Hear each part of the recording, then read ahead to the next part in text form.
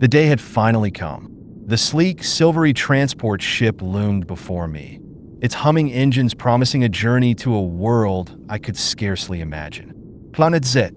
It wasn't just another mission. It was the mission, the one that would mark humanity's first truly significant step beyond the confines of Earth. And I was chosen not for my engineering skills or my scientific expertise, but for something a little more primal. The official briefing was sparse, as most military-adjacent operations tend to be. Planet Z, orbiting within the Beta-Zeta Shmeta star cluster, had been identified decades ago as a prime candidate for colonization. Its Earth-like atmosphere and geomagnetic shield made it the ideal sanctuary for a species teetering on the brink of overpopulation and resource depletion. With a land-to-ocean ratio of 50/50ths and half the mass of Earth, it was a compact but promising new home. The colony had started as a fortified outpost, but recent developments had escalated its importance. Now it was time to ensure its long-term viability by expanding the population. That's where I came in. I'll admit, the idea of being selected for my insatiable sexual energy was both flattering and absurd. They'd studied everything about me: physiological stamina, genetic compatibility, psychological adaptability. I was a perfect fit for the mission's primary objective: the integration and propagation of a hybridized society. While the majority of Planet Z's inhabitants were human settlers, the planet's unique biosphere also supported a handful of sentient alien species who had developed symbiotic relationships with the colony. My assignment was clear: to foster connections, both emotional and biological, with these beings. The ship's interior was a blend of utilitarian functionality and a surprising level of comfort. My quarters were spacious, outfitted with everything I might need for the months-long journey to Planet Z. I spent the first few weeks immersing myself in training modules, cultural customs, anatomy overviews, and detailed profiles of the various species I might encounter. There were the Aquans, semi-aquatic humanoids with shimmering, translucent skin.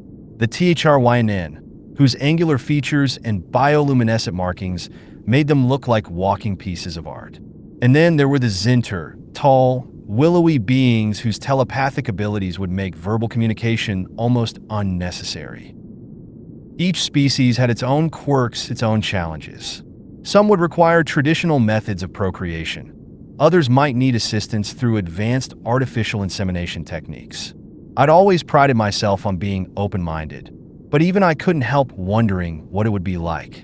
Would the THRYNN's markings glow brighter during intimacy? Could I adapt to the Aquan's preference for underwater encounters? My enthusiasm didn't go unnoticed.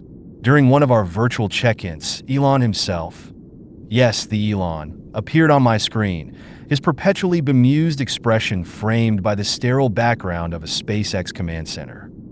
"You're doing important work," he said, his voice equal parts encouragement and amusement.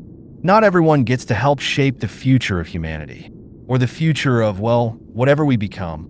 Make us proud." Finally, after what felt like an eternity in the cold void of space, the ship's AI announced our arrival.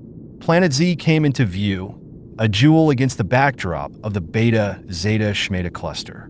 Its land masses were lush and green, its oceans of vibrant turquoise. As we descended, I could make out the sprawling colony, its domed structures glittering under the light of the system's host star. The welcome committee was a mix of humans and aliens, their faces a blend of curiosity and cautious optimism. Among them was Commander Arya, a no-nonsense leader who wasted no time briefing me on the colony's current state. "You'll be paired with cultural liaisons from each species," she said, her tone brisk. "This isn't just about reproduction.